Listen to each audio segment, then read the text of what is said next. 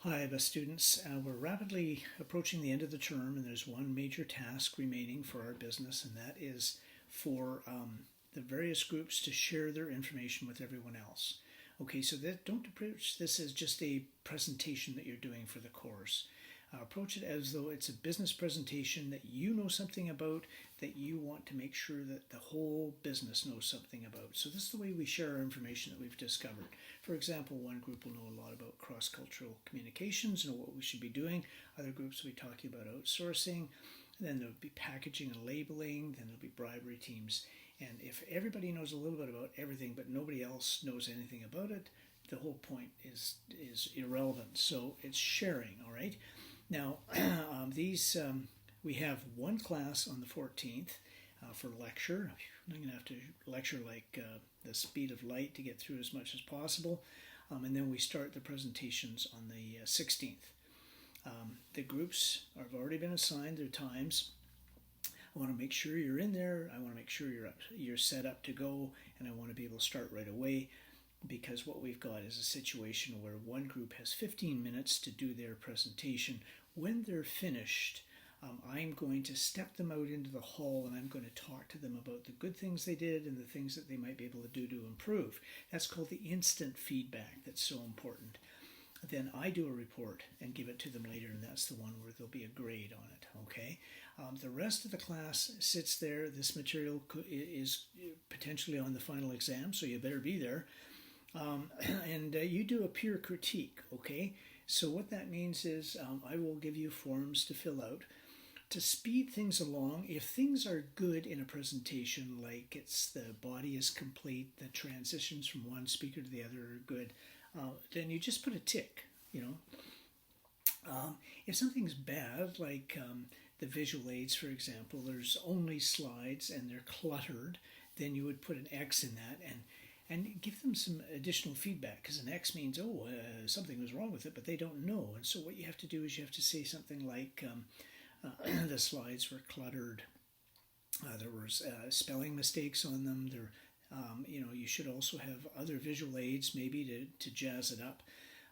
And so you go down the list, and there'll be, generally two speakers, and so there'll be eye contact. That'll be really important. Who is engaging the audience, who isn't. And you say good, some poor, and you might want to explain, what you think those appropriate ones are. Slang expressions, grammatical errors, distracting mannerisms, these sorts of things. Now, if somebody has a nervous twitch that's, they cannot do anything about, then you ignore it, okay? But if somebody is like jingling their pen or whatever, then you got to tell them this, because it becomes a nervous habit. All right. Did they stay to this time limit? Were they dressed appropriately? The one thing I look for, but don't take any marks off for, is whether you're fired up and ready to go. And we've discussed that. Are you passionate about your topic? Are you convincing that you think this is important, or am I just going through the motions because I want to get a grade and I'm going to do everything technically correct, but okay, so you know what I mean. Let's see what else. I think it's really important to do something to focus the audience's attention on your presentation at the outset. I think that Kevin Gilty did a very good job with his presentation. He had not a very sexy topic, cargo insurance, but I think he endeavored to try to make it interesting. One thing you might want to do at the outset, though, is something to capture the audience's attention. Why is cargo insurance appropriate? Well, a short video of a ship burning and all the containers on fire, and then you point to one and you say, see, that's the Peak Performance Pontoons container, and suddenly you go, oh, well, okay, cargo insurance might not be sexy, but it's sure important. So you have to do something to focus the attention. Transitions, that's... I'm Peter Holden, but I'm going to cover blah, blah, blah, blah, blah, blah, blah, blah. And now I'm going to pass it over to Brian Graham, who's going to talk about such and such. Thank you, Peter. Very professional. Okay, so I want to look at those sorts of things as well.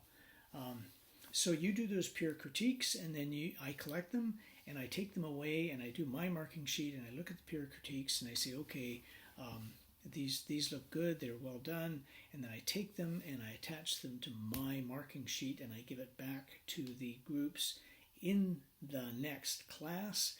They take it, and then they can look at it and determine what they can do to improve their performance. Okay, so that's basically it. And I just wanted to do this video because we don't have time to talk about it a lot in class. We have to move fairly quickly to get through the lecture material. All right, that's good. That is